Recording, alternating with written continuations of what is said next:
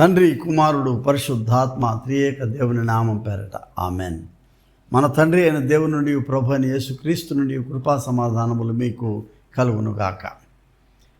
ప్రియ విశ్వాసులారా, ఉత్థానము తరువాతి మొదటి ఆదివారం నాడు పునరుద్ధానుడైన క్రీస్తు ద్వారా నూతన శక్తి అనే అంశంపై మనం కలిసి ధ్యానం చేయడానికి మిమ్మల్ని ఆహ్వానిస్తూ ఉన్నాను.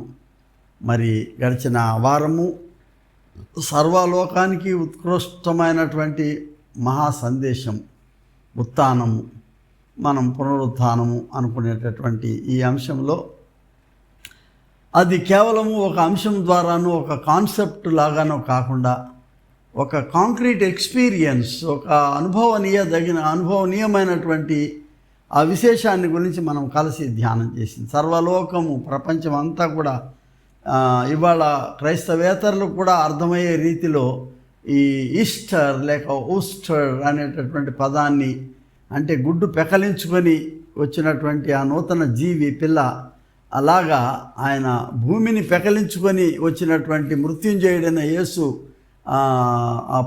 ఆయన పునరుజ్జీవ వైఖరిని గురించి మనం కలిసి ధ్యానం చేశాం. మరి ఈ దినాన అటువంటి అనుభవంలోనికి మనం వెళుతూ ఉన్నప్పుడు కొన్ని ప్రాముఖ్యమైనటువంటి అంశాలు మనం చూడబోతున్నాం. ఈ దినము మనకు పాత నిబంధన లేక తనాక్లో మనం చూసేటువంటి పాఠం ఆదికాండం మనం చూస్తూ ఉన్నాము. ఆదికాండము 28వ అధ్యాయంలో మరి యాకోబు యొక్క ప్రయాణ విశేషాలను మనం చూస్తూ 28:10 వచనం నుంచి మనం చూడగలిగితే, యాకోబు యొక్క ప్రయాణము, తన యొక్క అన్న ఏశావును ఆయన మోసం చేసిన సందర్భంలో ఆయన తన ప్రాణాన్ని కాపాడుకోవడానికి తన తల్లి అయిన రెబ్కా ఇచ్చిన ఆ ప్రోత్సాహంతో ఆయన తన మేనమామ ఇంటి వైపు ఆయన ప్రయాణం చేసినటువంటి వైఖరి మనం చూస్తున్నాం. దారిలో బాగా అలసిపోయినటువంటి ఆయన మరి ఒక హారాను వైపు వెళుతూ ఉండగా లూజ్ అనేటటువంటి ఒక గ్రామంలో, అక్కడ లూజ్ అని అంటే ఏంటంటే నట్ బేరింగ్ ట్రీ అంటే ఈ గింజలు విత్తన కాయలు చెట్టు ఒకటి ఉంటే ఆ చెట్టు దగ్గర ఒక రాయి తీసుకొని తల దాని మీద పెట్టుకొని ఆయన నిద్రపోయినట్లుగాను, ఆ నిద్రలో ఆ పండుకొని ఉన్న సమయంలో ఆయనకు ఒక దర్శనం వచ్చింది. ఆ దర్శనంలో భూమి మీద నుంచి వేయబడినటువంటి ఒక నిచ్చెన ఆకాశం వైపు దోతలు పైకి ఎక్కి దిగుతూ కనబడినటువంటి ఈ మహర్దర్శనము ద్వారా ఆయనకు ఒక సందేశం వచ్చింది. ఏంటంటే, నీ తండ్రి అయిన అబ్రహాము దేవుడను ఇస్సాకు దేవుడని యెహోవాను నేనే, మరి నీవు పండుకొని ఉన్న ఈ భూమిని నీకు నీ సంతానానికి నేను ఇస్తాననే వాగ్దానం ఒకటి ఉండటమే కాకుండా, నీ సంతానం భూమి మీద లెక్కకు ఇసుక రేణువుల వలె అవుతుందని చెప్పడం అనేటువంటిది ఇంతకంటే గొప్ప ఆశీర్వాదం నాకు తెలిసి మరి ఈ భూమి మీద ఎవరికి దొరకలేదేమో అని అనుకుంటున్నాను నేను. తర్వాత అంటాడు, ఇదిగో నేను నీకు తోడై ఉండి నీవు వెళ్ళు, ప్రతి స్థలమందు నిన్ను కాపాడుచు, ఈ దేశం నాకు నేను మరలా రప్పించేదను. అంటే ఏ రీతిలో నువ్వు వెళ్తున్నావో మళ్ళా నువ్వు కొంతకాలం అయిన తర్వాత యూ విల్ రిటర్న్ బ్యాక్, ఇక్కడ నేను ఆశీర్వదిస్తానని చెప్తాడు. అప్పుడు మనవాడు నిద్ర లేసారే ఇది ఒక దర్శనమా అనుకొని ఆ స్థలానికి ఇది నిజంగా దేవుడు ఉన్న నివాసం అనే పేరుతో లూజ్ అనే పేరు తీసి ఆయన ఏం పెట్టుకున్నాడు అంటే బెయిత్ ఏల్ అని పెట్టాడు. ఎలోహిం అంటే దేవుడు, బెయిత్ అంటే గృహము, దేవుని గృహము లేక దేవుని మందిరము అనేటటువంటి పేరుతో దాన్ని చిరస్థాయిగా పెట్టి, తిరిగి నా తండ్రి ఇంటికి క్షేమముగా నేను వచ్చేటట్లు దేవా నాకు సహాయం చేయి, నేను వెళ్ళు మార్గం అంతా కూడా నన్ను కాపాడి నాకు తినడానికి ఆహారాన్ని, ఉండటానికి వస్త్రాలు దయచేసి నా దేవుడిగా నీవు నాతో ఉండమని ఆయన చెప్పడం ప్రార్థన. This is a kind of historic event. తోసివేసే పురాణ కథ కాదు ఇది. యాక్చువల్గా జరిగినటువంటి ఈ యొక్క నిర్మాణాత్మకమైన చరిత్రను మనం చూస్తున్నాం ఇక్కడ. ఇవాళకి బేతేల్ ఉంది, నేను చూశాను ఆ స్థలాన్ని. జెరికోకి వెళ్ళే దారిలో బేతేల్ అనే స్థలం ఉంటుంది. అక్కడ అది చూసినప్పుడు ఒక రకమైన ఒళ్ళు మనకు పులకరిస్తుంది. అరే, యాకోబు గారి ఎంత నిద్రపోయిన ఈ స్థలంలో కల వచ్చిన స్థలం ఇంత పెద్ద నగరంలాగా అయిపోయింది. నగరం అంటే మన మోడర్న్ నగరంలాగా కాకుండా ఓ చారిత్రాత్మకమైనటువంటి ఒక ఘట్టం ఆ నగరం కనబడతా ఉంటుంది అక్కడ. అక్కడ ఆయన చూసిన దర్శనంలో నాకు బాగా హత్తుకున్నటువంటి మాట ఏంటంటే దూతలు పైకి ఎగసి పైకి వెళ్ళడం.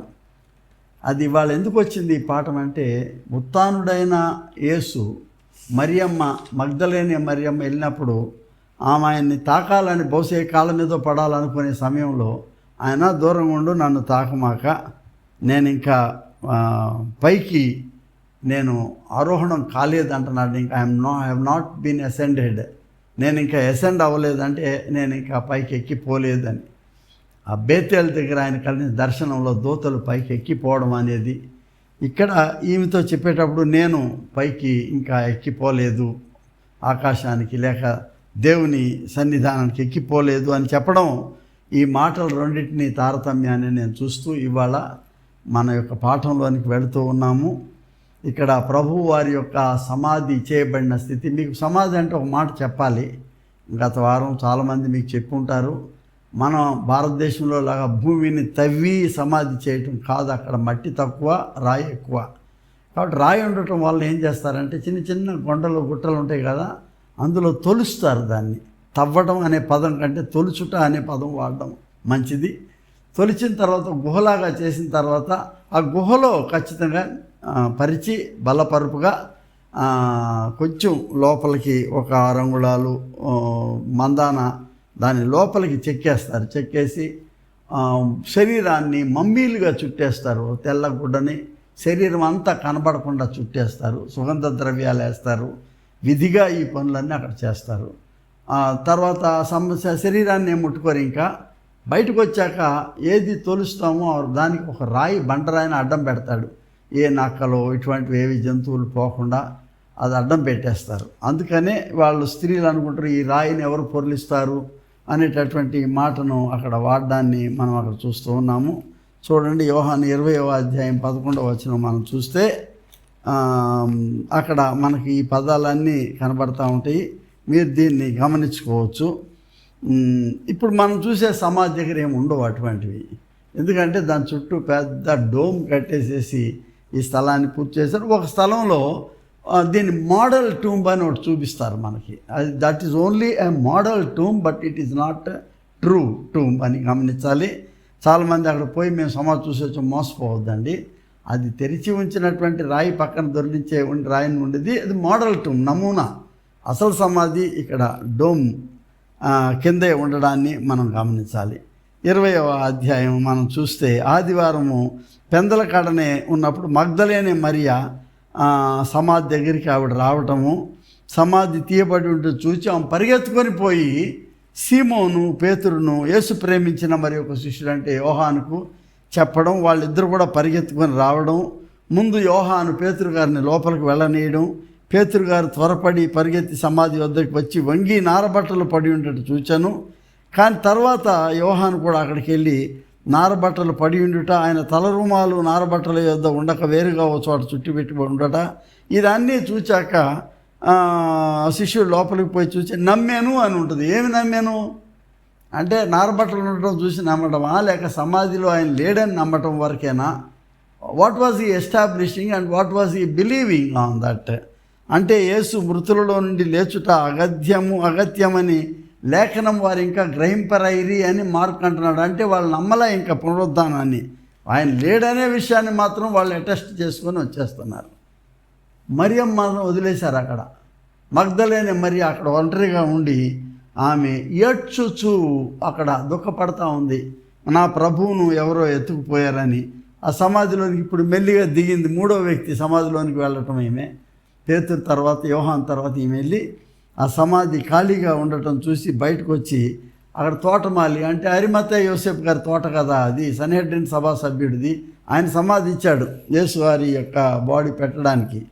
అక్కడ తోటమాలిని అడుగుతూ ఉంది, నా ప్రభువుని ఎవరో ఎత్తుకొని పోయి ఆయన ఎక్కడ ఉంచిరో నాకు తెలియదు అని సమాచారం నీకేమన్నా తెలుసు అని తోటమాలిని అడిగితే అప్పుడు అక్కడ ఆయన ప్రభువు ఈమె గమనించుకోలేదు, ఆయన పిలుస్తున్నాడు. ఏమి అమ్మా ఎందుకు ఏడ్చుచున్నావు, ఎవరిని వెతుకుచున్నావు అనే ఒక కాన్వర్సేషన్ స్టార్ట్ అయింది. ఆమె తోటమాలి అనుకొని, అయ్యా నీవు ఆయన్ని మోసుకొని పోయిన ఎడల ఆయనను ఎక్కడ ఉంచితేవో చెప్పుము, నేను ఆయనను ఎత్తుకొని పోదునని చెప్పాను.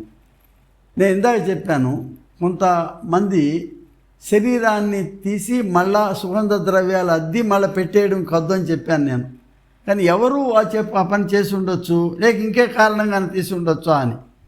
అప్పుడు ఆ కన్ఫ్యూషన్లోనూ, ఆ ఫ్రస్ట్రేషన్లోనూ, ఆ ఆందోళనలో ఉన్నటువంటి ఆ స్త్రీని చూచి ప్రభు అంటున్నాడు, మెల్లిగా మందర స్వరంతో నెమ్మదిగా మరియా అని పిలుస్తూ ఉన్నాడు. మరియా. అప్పుడు ఆయన వైపు తిరిగి ఆయనని హెబ్రీ భాషలో స్వరం గుర్తుపట్టిన ఆమె రబ్బూని అని పిలుస్తుంది.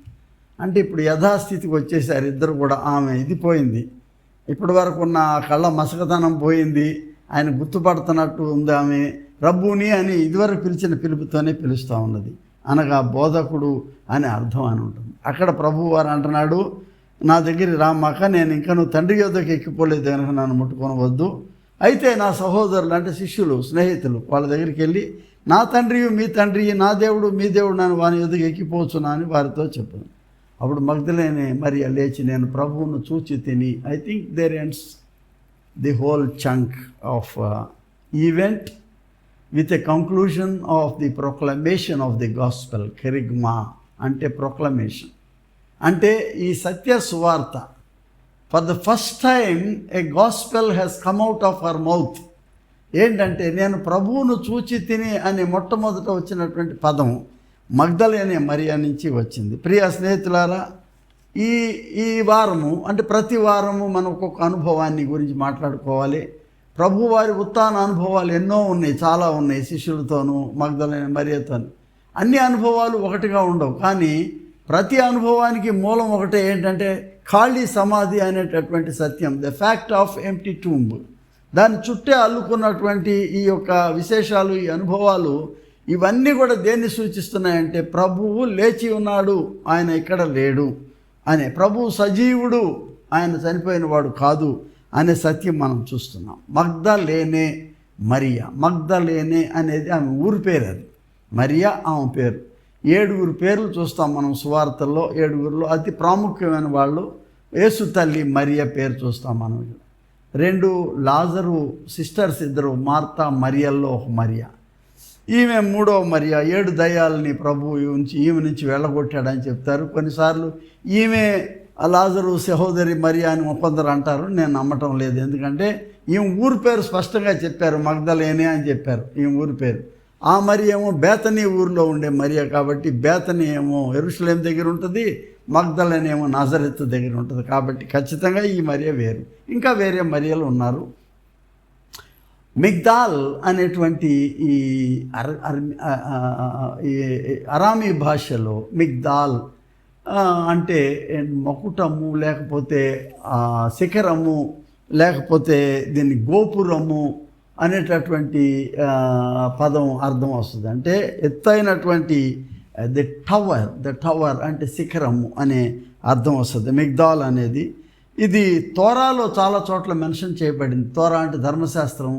ఈ యెషయా చుట్టలు, గ్రంథపు చుట్టలు ఆ మిగ్దాల్ మీద, అంటే ఆ చిన్న పైకెత్తబడిన మౌండ్ అంటారు ఇంగ్లీష్లో, దాని మీద పెట్టబడినటువంటి ఈ లేఖనాల గురించి మనం చూస్తున్నాం ఇక్కడ.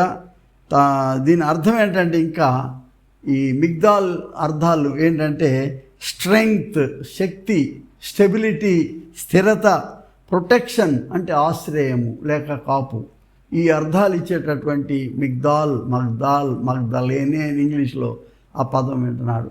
మనం అనగానే దైవాశీర్వాదం ఆఫ్ మచిలీపట్నం అన్నారనుకోండి, మా ఊరి పేరు అనుకోవాలా. అలాగే మేరీ ఆఫ్ మగ్దాలా అంటే మగ్దాలా అనేటటువంటి ఊరి నుంచి వచ్చిందని మనం అనుకోవాలి. ఈమె విషయంలో మరి ఈమెను ఏమన్నారంటే అపోజల్ టు అపోజల్స్ అన్నారు. అంటే అపోస్తులలోకే అపోస్తులురాలు ఈవిడ. ఎందుకంటే శిష్యులకు మొట్టమొదటి ఎవరు చెప్పారు? అసలు ఉత్థానుడైన సంగతి మొట్టమొదటి ఈవిడే చూసింది కదా. సమాధి దగ్గరికి వచ్చి పరిగెత్తుకొని పోయి శిష్యులకు చెప్పింది. వాళ్ళిద్దరూ వచ్చిన తర్వాత వాళ్ళు చూశాక అప్పుడు బయటికి ఈమె వెళ్ళి లోపలికి చూసింది. ఆమె చెప్పిన సత్య సువార్త ఏంటంటే, ఇంతవరకు ఖాళీ సమాధినే చూశానని చెప్పింది శిష్యులకి. కానీ ఇప్పుడేం చెప్తుందంటే, నేను ప్రభువును చూచి తిని అని చెప్తా ఉన్నది. ప్రియ స్నేహితులారా, పునరుద్ధానుడైన క్రీస్తు ద్వారా వచ్చిన నూతన శక్తి ఏంటంటే, ఇందాక కన్నీటితో ఉన్నదామె ఏడ్చుచు, ఎందుకమ్మా ఏడుస్తున్నావు అన్నాడు ప్రభు. ఆమె ఏడ్చుచు ఇప్పుడు ఎలా చెప్తుందంటే ఒక గొప్ప సంతోషంతో చెప్తుంది. ఏమనంటే నేను ప్రభువును చూచి తిని అంటుంది. అంటే దుఃఖము సంతోషంగా మార్చబడింది. Radical transformation from crying to proclaiming the gospel అనేది మనం చూడగలుగుతున్నాం. From the fact of empty tomb a new witness has come, the first witness has come. ఈవిడ మరి ఈ 3 సువార్తలు కూడా ఏకీభవిస్తున్నాయి. మగ్దలేనే మరియ ద్వారా ఈ మొదటి సాక్ష్యం చెప్పబడింది అనే విషయాన్ని 3 సువార్తలు అంగీకరిస్తున్నాయని మనం గమనించాలి.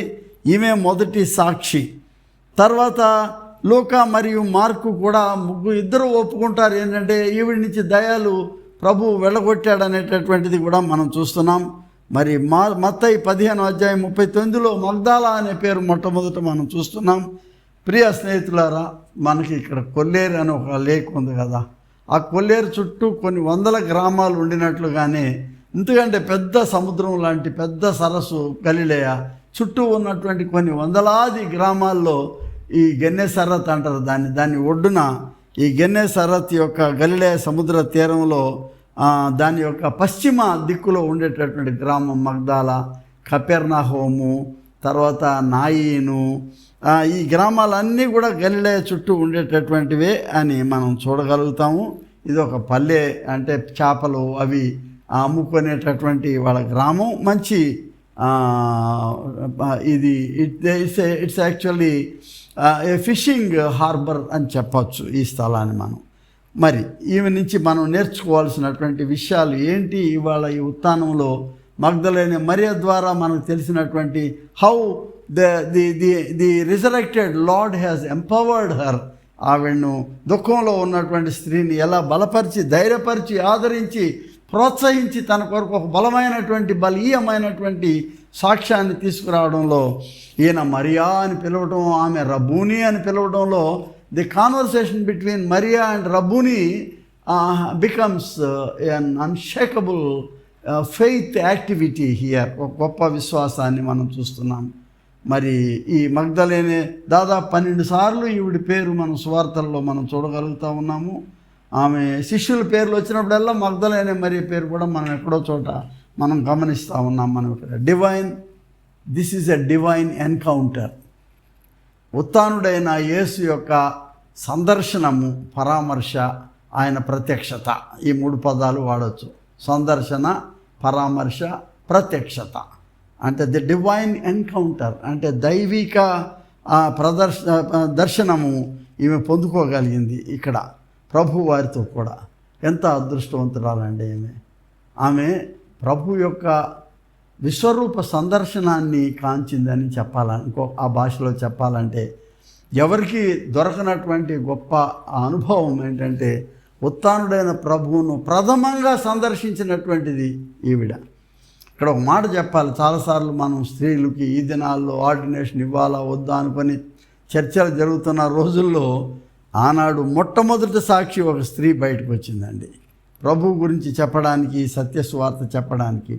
She got N encounter of the resurrected lord, she got N encounter of the living God. అంటే ఉత్థానుడైన యేసు యొక్క సందర్శన, ఆయన సజీవుడైన దేవుని యొక్క సందర్శన యేసులో ఆమె ప్రత్యక్షతను ఇక్కడ మనం చూడడం గమనిస్తూ ఉన్నాము. ఆయన చివరి మాట ఏం చెప్తున్నాడు? మీకు సమాధానం కలుగును కాక అంటున్నాడు. ప్రతిసారి it became a greeting of our lord. ఆయన జీవించి ఉన్న ఉత్థానుడైన సమాధానం అనేటటువంటిది ఆయన గ్రీటింగ్కి, అది ఇప్పటికి కూడా మనం సమాజంలో చూస్తున్నాం.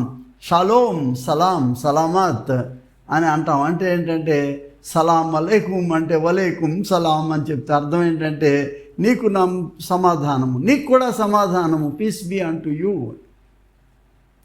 ఇది చాలా గొప్ప అనుభవం. ఆయన మనము ఇద్దరు కలుసుకున్నప్పుడు ఎదురుకుండా నమస్కారం అంటే నమస్కారం అనుకున్నా, వాడు వస్తుంటే తలకాయ ఇటు తిప్పుకొని వెళ్ళి అటు తిప్పుకొని దాక్కొని అనేది మనం ఈ దినాల్లో మనకున్న విభేదాలు, మనకున్నటువంటి ఈ తర్కాల ద్వారా ఏర్పడినటువంటి వైషమ్యాలు, ఐ థింక్ మానవుల మధ్య మనం కొత్తగా నేర్చుకోవాల్సిన విషయం, ఉత్థానము నేర్పేటటువంటి సంగతి ఏంటంటే సమాధానము, the peace of the resurrected lord through Magdalene Mariya.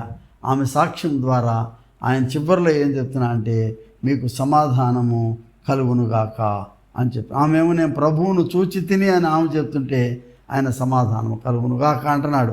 ప్రియ స్నేహితులారా, మొట్టమొదటిది ద డివైన్ ఎన్కౌంటర్, దేవుని యొక్క సందర్శన, దేవుని ప్రత్యక్షత చూసాం. ఇప్పుడు ప్రభువారు ఏమంటున్నా అంటే ఇట్స్ ఎ డివైన్ ఇన్హెరిటెన్స్ అని చెప్తా ఉన్నాడు. డివైన్ ఇన్హెరిటెన్స్ ఏంటి? సాక్ష్యము అంటే ఆయన ఏ ప్రామిస్ వాజ్ గివెన్. ఇక్కడ అదేంటది? ఒక సాక్ష్యం అక్కడ జరుగుతూ ఉంది. యోహాను 1వ అధ్యాయము 12వ వచనంలో కూడా మనం చూస్తున్నటువంటి సాక్ష్యం ఏంటంటే 1:12లో ఈ రకం తను ఎందరు అంగీకరించరో వారందరికీ దేవుని పిల్లలగుటకు ఆయన అధికారం అనుగ్రహించెను. వారు దేవుని వలన పుట్టిన వారే కానీ రక్తం వలనైనను శరీరేచ్ఛ వలనైనను మనుషేచ్ఛ వలనైనను పుట్టిన వారు కారు. అంటే దేవుని పిల్లలగుటకు ఆయన అందరికీ అధికారం ఇచ్చాడు. You are all accepted to be the children of God. There is one God and all of us belong to him. We have the sense of belonging. దేవునికి చెందిన వారముగా, దేవుని పిల్లలంగా ఉండేటటువంటి ఆ దేవుని స్వాస్థ్యము అనే అనుభవాన్ని ఇక్కడ మనం చూస్తున్నాం. ఎట్లా అంటే ఆయన ఏం చెప్తున్నాడు? నీవు పోయి నా తండ్రియు మీ తండ్రియు, నా దేవుడును మీ దేవుడును అనే మాటను అక్కడ వాడడాన్ని మనం అక్కడ చూస్తూ ఉన్నాం. అంటే నాకు ఎలా దేవుడు అయ్యాడో మీకు అలాగే దేవుడు అయ్యాడు, నాకు ఎలాగూ ఆయన తండ్రి అయ్యాడో మీకును అలాగే తండ్రి అయ్యాడు అని చెప్పేటటువంటి ఈ అద్భుతమైనటువంటి ఈ మాటలు చాలా గొప్ప విశేషమైనటువంటి మాటలుగా మనం చూస్తూ ఉన్నాం. ప్రియ స్నేహితులారా, మరి ఈ మగ్దలేని మరియకు వచ్చినటువంటి ఈ గొప్ప అనుభవము ఎటువంటిదంటే నేను ప్రభువును చూచితే అనటం కాకుండాను, డివైన్ ఎన్కౌంటర్ వరకే కాకుండా, దైవ ప్రత్యక్షత వరకే కాకుండా ఆమెకు రెండవ అనుభవం ఏం దొరికిందంటే ఈయన యూనివర్సల్ గాడ్, అంటే సార్వత్రిక ప్రభు అయిన విశ్వజనీనమైనటువంటి దేవుడిగా ఈయన్ని మనం గమనిస్తున్నాం. విశ్వజనీనమైనటువంటి దేవుడిగా ఈయన చూస్తున్నాం. ఎందుకంటే ఆయన మీకు తండ్రి, నాకు తండ్రి, నాకు తండ్రి తర్వాత మీకు కూడా తండ్రిని. ఫిలిప్ అడుగుతాడు, మీ తండ్రిని ఎలా ఉంటాడో మాకు చూపించవా అని అడిగితే ఆయన ఏమంటాడు? నన్ను చూచినవాడు నా తండ్రిని చూచి ఉన్నాడు అని చెప్తున్నాడు. ఇక్కడ ఏంటంటే చిన్నపాటి ఆత్మ పరిశీలన చేసుకోవాలి. గమ్మత్ ఏంటంటే ఇంట్రోస్పెక్షన్, దానికి ఆపోజిట్ వర్డ్ ఏంటంటే ఎక్స్ట్రాస్పెక్షన్. మనం అంతర్లీనంగా మనం గమనించుకోవాలి, మనల్ని మనం పరిశీలించుకోవాలి, బాహ్య పరిశీలన కూడా చేసుకోవాలి. మనం ఎట్లా బాహ్య పరిశీలన అంటే నీలో ఏర్పడినటువంటి నూతనమైనటువంటి మార్పు, నీవు ప్రభువును చూచితివి అనేటువంటిది నీకు పడినప్పుడు బాహ్య పరిశీలనలో నీవు పోయి సాక్ష్యం ఇవ్వడం అనేటటువంటిది it is the extraspection against introspection. మొదట నీలో కలిగే మార్పు ద్వారా ఇంట్రాస్పెక్షన్, నువ్వు బయటికి పోయి చెప్పగలిగేటటువంటి ఎక్స్ట్రాస్పెక్షన్ అంటే ఈ బాహ్యం వచ్చేటటువంటి సాక్ష్యం చాలా ప్రాముఖ్యమైనది. అక్కడే ప్రభువారు ద డివైన్ ఇన్హెరిటెన్స్, దేవుని స్వాస్థ్యం అని. ఇక్కడ మూడవది ఏంటంటే the divine empowered to proclaim the gospel అంటారు. ఎంపవర్డ్ టు ప్రొక్లెయిమ్, దేవుని యొక్క సత్య సువార్త ప్రకటించడానికి యు ఆర్ ఎంపవర్డ్ అనేది మూడవది మనం చూస్తున్నాం. ప్రొక్లమేషన్, కెరిగ్మాటిక్ ఎక్స్పీరియన్స్, అంటే ప్రత్యక్ష పరచబడటమే కాకుండాను ఆయన ప్రకటించేటటువంటి గొప్ప దీవెన కూడా దేవుడు ఆవిడికి ఇవ్వబడడం మనం చూస్తున్నాం.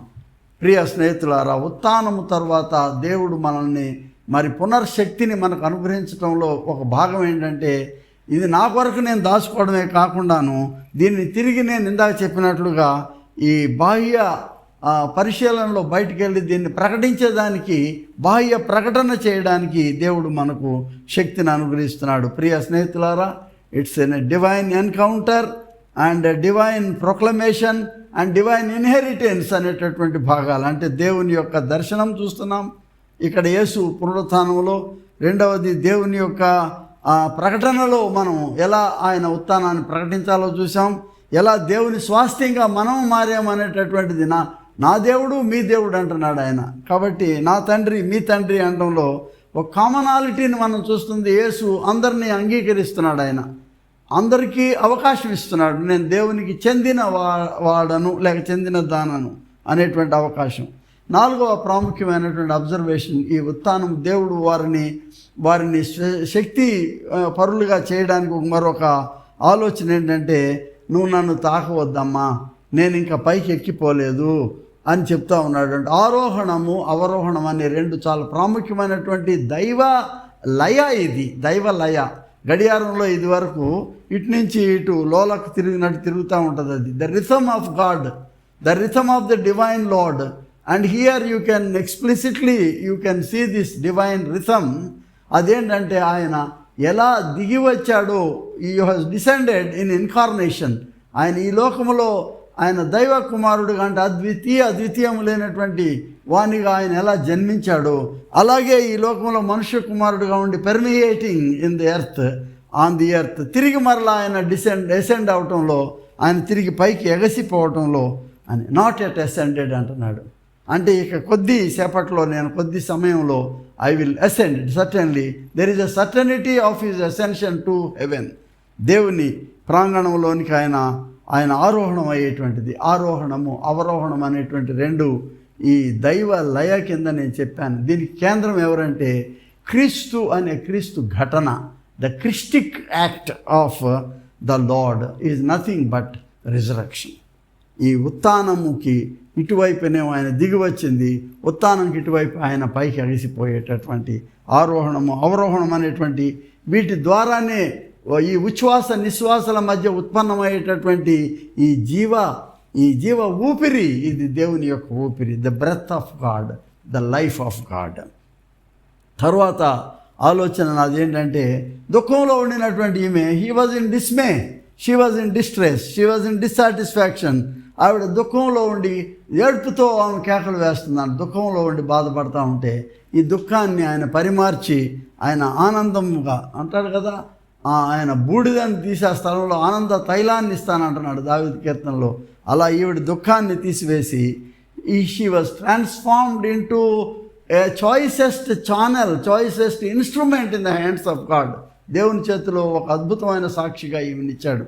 ఏంటంటే, you go and proclaim the gospel of hope, gospel of resurrection, gospel of new life, a promise that you also will receive this new life అనే దానికి ఈ ఉత్థానము ద్వారా. నేను ఒక్కడే కాదు ప్రథమ ఫలం, నా వెనక అందరూ కూడా ఉత్థానులు అవుతారు ఒక రోజున. అలా జరిగినప్పుడు మీ అందరికీ నిత్య జీవ ప్రాప్తిని ఇస్తానంటున్నాడు. ప్రియ స్నేహితులారా, తన్ను ఎందరు అంగీకరించిరో వారందరికీ, అనగా తన నామమందు విశ్వాసముంచు వారికి దేవుని పిల్లలగుటకు ఆయన అధికారమును అనుగ్రహించాను. యోహాను సువార్త 1:12. మన అందరం దేవుని పిల్లలం అయినప్పుడు ఈ ఉత్థాన సంప్రాప్తి మన అందరికీ దక్కుతుంది అనేది చూస్తున్నాం మనం. అలాగే 14వ అధ్యాయం యోహాను 18వ వచనంలో అంటాడు, నేను మిమ్మల్ని అనాథలుగానే విడవని అంటున్నాడు ఆయన. మిమ్మల్ని నేను ఆర్ఫన్స్ వదలను, because I'm there with you. నాకు తండ్రి అయితే మీకు తండ్రే, కాబట్టి మీరు ఆర్ఫన్స్ కాదు, ఇక నుంచి అనాథులు కాదు మీరు. అలాగే నేనును నా తండ్రియు ఏకమై ఉన్న రీతిలో మీరు నా యందు నేను మీ యందును ఉన్నామని ఆ దినమున మీరు ఎరుగుదురు. ఇవాళ ప్రభువారి ఈ లోకాన్ని no God has proclaimed thus far. ఇవాళ వరకు ఏ దేవుడు చెప్పలా నువ్వు నేను ఒకటి, మన ఇద్దరం కూడాను ఏకమవుతున్నాము, మనం అందరము ఈ విశ్వాసంలో ఒకటే అని ఎవరు చెప్పలేదు. నువ్వు నాలో లీనమవుతున్నావు అనే సబ్జెక్ట్ ఎవరు చెప్పలా. ఇది క్రిస్టిక్ అద్వైత, అంటే క్రీస్తులో లీనమైపోవడం అన్నమాట. క్రీస్తు ద్వారా దేవునిలో లీనమవడం అనేది ఏ మిస్టికల్ అద్వైతిక్ ఎక్స్పీరియన్స్. ఇది మనకు అర్థం కానటువంటి మర్మభరితమైనటువంటి ఒక దేవునిలో లీనమయ్యే అనుభవాన్ని ఆయన చెప్తా ఉన్నాడు. రండి, నేను నా తండ్రి అందును మీరు నా యందును. Say it's a mutual living into one another. నేను మీ అందును ఉన్నామని ఆ దినమున మీరు ఎరుగుదురు అని చెప్తున్నాడు. స్నేహితులారా, ఏ ప్యాషనేట్ రిలేషన్, ఒక భావోద్రేకంతో కూడినటువంటి ఒక సత్సంబంధాన్ని విశ్వాసికి, క్రీస్తుకు, దేవునికి ఒక ట్రయాంగులర్ రిలేషన్షిప్ను మనం చూస్తున్నాం. ఏ త్రిత్వ సంబంధితమైనటువంటి ఈ ఐక్యత దేవునితో యేసు ద్వారానే ప్రార్థన చేసినా యేసు ద్వారానే, దేవునితో లీనమైనా యేసు ద్వారానే. యేసు లేకుండా నీవు దేవుని దగ్గరికి ప్రత్యక్షంగా మనం పోలేము. యేసు యొక్క సంధానము, యేసు యొక్క మధ్యవర్తిత్వము మనకు చాలా అవసరం అనే విషయాన్ని ఆయన చూస్తున్నాడు. Therefore clinging on to Jesus is very important. ఈ సత్య సువార్తలో ముఖ్యమైన భాగం యేసును ఆనుకొని ఉండటం, యేసుతో ఉండటం, యేసుతో సంధానంలో, యేసుతో సమాధానంలోను మనం ఉండగలగడానికి ఒక ఏకైక సాధన ప్రార్థన. దినము యేసుతో కూడినటువంటి ఈ ప్రార్థన సాధనలో మనం ఆయన ద్వారా మనం దేవుని దగ్గరికి మనం చేరగలుగుతున్నాం. We need to recognize the voice of God. Maria అని పిలవగానే నీ పేరుతో పిలుస్తాడు ఆయన. మోషే మోషే అని పిలుస్తున్నాడు, యాకోబు అని పిలుస్తున్నాడు ఆయన దానియేలు అని పిలిచాడు ఆయన. అందరినీ పేరుతో పిలిచే దేవుడు. కానీ దావీదు అని పేరుతో పిలిచాడు ఆయన, సమూయేలు అని పేరుతో పిలుస్తున్నాడు ఆయన. నీ పేరుతో నా పేరుతో కూడా పిలిచే దేవుడు ఆయన. Recognize his voice.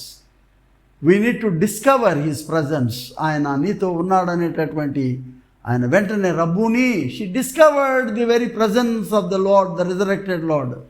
అదే ఆయన ఇచ్చినటువంటి శక్తి నీలో నుంచి ఆ ఉద్దీపన, ఆ జ్ఞాన ఉద్దీపన ఆయన రికగ్నైజ్ చేయటం. ఉత్థానుడైన వెంటనే ఏడుపు దుఃఖం పోయింది, ఆమెకి ఆనందం వచ్చేసింది. నేను ప్రభువును చూచితిని. She received, acquired a new strength and new power to proclaim the gospel of our lord Jesus Christ. ప్రియా స్నేహితులారా, మన జీవితాల్లో కూడాను ఈ దిగి వచ్చి ఎక్కిపోయే అనుభవాలు, ఆరోహణ అవరోహణ అనుభవాలు ఉన్నాయి. చాలాసార్లు మనం జారిపోతాం కానీ వాక్యం పట్టించుద్ది మనల్ని. ఈ వాక్యం ద్వారా తిరిగి ఆయన దగ్గరికి చేరుకునేటువంటి ఈ అనుభవంలో ఉత్థానుడైన యేసు మనకు సహాయం చేయాలి. ఉత్థానుడైన యేసు యొక్క శక్తి మనకు కావాలి. అప్పుడే మనము ఆయన యొక్క సత్య సువార్తను మనం ప్రకటించడానికి శక్తి వస్తుంది. ఇవాళ ప్రపంచంలో ఎన్నో చోట్ల మరి క్రైస్తవులుగా ఉన్న వాళ్ళకి శ్రమలు, భారతదేశంలో కూడాను. నిన్ననే డెహ్రాడూన్లో చూశాను, నాగ్పూర్లో చూశాను. ఉత్తర భారతంలో క్రైస్తవులకు చాలా శ్రమ కలుగుతూ ఉన్నది. అక్కడ వాళ్ళు వచ్చి ఏదేదో దేవుళ్ళ పేర్లు ఉచ్చరించమని అడుగుతున్నారు. అలా చేయకపోతే బైబిల్ చించేస్తామంటున్నారు, సిలువలు పడేశారు, పగలగొడుతున్నారు, క్రైస్తవ దేవాలయాల మీదకి వచ్చి వాళ్ళ రంగుల జెండాలు కడతా ఉన్నారు. All this happens not to make you run away, you stand there upright. ఉత్థానుడైన యేసు పిరికివాడు కాదు, భీరువు కాదు. యేసు, ఉత్థానుడైన యేసు ఆయన బలవంతుడే కాకుండా నీకు బలం ఇచ్చేటటువంటి దేవుడు. నిలబడాలా. We need to stand, discover his presence. ఆ శ్రమలో నీవు నిలవబడాలా. ఆ శ్రమలోనే నీవు ధైర్యం తెచ్చుకోవాలి. ఆ శ్రమలోనే నీ నోట నుంచి హల్లెలూయా గానాలు వినబడాలా. యేసు నేడు లేచెను. హల్లెలూయా అనేది మన క్రైస్తవ విశ్వాస గీతము అని చెప్పాడు పోపు గారు ఒక ఆయన, జాన్ పాల్ II అని ఆయన. మరి ఇవాళ మనం ప్రత్యేకంగా మన జీవితాలలో స్థిరముగా నిలవబడి దినదినము ఉత్థానుడైన యేసును సందర్శించి ఆయన ఇచ్చేటటువంటి నూతన శక్తిని మనం పొందుకొని ఈ యొక్క మన చుట్టూ ఉన్న వాతావరణంలో ఆయన కొరకు సత్యసాక్షిగా మనం నిలబడాలా. ఆయన ఉత్థానం అనేది ఇట్ ఈస్ నాట్ జస్ట్ హిస్టరీలో ఎక్కడో భాగం కాదు. అది దినదినము కొనసాగేటటువంటి ఒక రిపిటేషన్ ఆఫ్ ఎక్స్పీరియన్స్, అనుభవం. ఈ అనుభవం concrete experience. It is not a concept but it is a concrete experience. Resurrection అనేది ఆ అనుభవం మీద మనం నిలవబడి let us begin to discover the resurrected Lord in front of you. ఆయన ఉత్థానుడైన దేవుని ప్రత్యక్షత మనం చూడాలి, ఆయన సందర్శనం మనం చూడాలి, ఆయన స్వరం మనం వినాలి. అప్పుడే మనం లేచి నేను ప్రభువును చూచి తిని అని చెప్పగలిగే ధైర్యం మనకు కావాలి. ప్రార్థన చేసుకుందాం. Once again I wish you all a very very good wishes based upon the Easter, the resurrection of our Lord, to you and to your family. ప్రార్థన చేసుకున్నాం. కృపా సత్య సంపూర్ణుడా, నీ యొక్క ఉత్థానము ద్వారా ఈ లోకములో పిరికితనాన్ని తరిమివేశావు నాయన. ఒకనాడు పేతురులో ఈ పిరికితనం ఉండింది, అయినా సరే ధైర్యం ఇచ్చి నిలవబెట్టావు. మగ్దలేనే మరియ దుఃఖంలో ఉండింది, కానీ ఆమెకు ధైర్యం ఇచ్చి ఆనందం ఇచ్చావు. నేను ప్రభువును చూచి తినే అని మరి మొట్టమొదటి సాక్షిగా ఆవిడ బయటకు వచ్చి శిష్యులందరికీ చెప్పడంలో నాయన నీవు ఆమెను అభిషేకించిన విధము, ఆమెను నిలవబెట్టిన విధానం చాలా గొప్పది తండ్రి. మాకు కూడా తండ్రి ఆ నీ ఉత్థాన అనుభవం కావాలి, ఉత్థాన శక్తి కావాలి ప్రభా. మమ్మను కూడా వినూత్నపరచండి, లేవనెత్తండి. నిన్ను నిరంతరము మాతోనే ఉత్థానుడైన నిన్ను సందర్శించుకునే దర్శనం మాకు అనుగ్రహించండి. యేసునామం పేరట వేడుకొనుచున్నాము తండ్రి, ఆమెన్. మన ప్రభు అయిన యేసుక్రీస్తు కృపా తండ్రి అని దేవుని ప్రేమ, పరిశుద్ధాత్మ యొక్క నిత్య సహవాసం మనకు సదా తోడయుండునుగాక. ఆమెన్.